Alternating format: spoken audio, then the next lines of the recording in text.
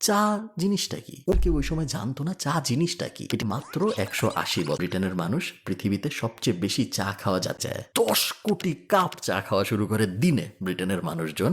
একমাত্র দেশ যে চায়ের জন্য 2টা যুদ্ধ পর্যন্ত করছে। 50,000-এর বেশি মানুষ খুন হয়েছে শুধুমাত্র এই চা খাওয়া নিয়ে। এমন এক জিনিস যা কেউ চিনতো না, ইভেন রানী যখন চাইছিল তখনও ব্রিটেনের কেউ এই চা জিনিসটা জোগাড় করতে পারেনি। সেই জিনিস ব্রিটেনের ন্যাশনাল ড্রিঙ্ক হয়ে যায় এবং তারপরে ব্রিটেন এই জিনিসটা পুরা দুনিয়ায় হওয়ানো শুরু করে। পুরা দুনিয়ার মানুষকে ইউনাইটেড কিংডম চা খাওয়ানো শুরু করে। এক কাপ চা হাতে নিয়ে আপনি গল্পটা শোনা শুরু করেন, কারণ চায়ের এই গল্প আমার মনে হয় না আপনি কোথাও শুনছেন। চলেন শুরু করা যায়। আচ্ছা, আমরা অনেকেই ভাবি চা মনে হয় ব্রিটিশদের আবিষ্কার এবং চা ব্রিটেন যেভাবে জনপ্রিয় করছে এতে এটা মনে করা স্বাভাবিক যে হ্যাঁ, ব্রিটিশরাই মনে হয় চা আবিষ্কার করছে। বাট অ্যাকচুয়াল কথা কিন্তু এরকম না। পৃথিবীতে যে চা বলে একটা জিনিস ছিল এটা ব্রিটিশরা জানতোই না একটা সময় পর্যন্ত। ওদের মেইন ড্রিঙ্ক ছিল কফি। কাহিনীটা একটু অদ্ভুত বাট মজার। খ্রিস্টের জন্মের প্রায় 3000 বছর আগে এক লোক চায়নায় পানি গরম করতেছিল।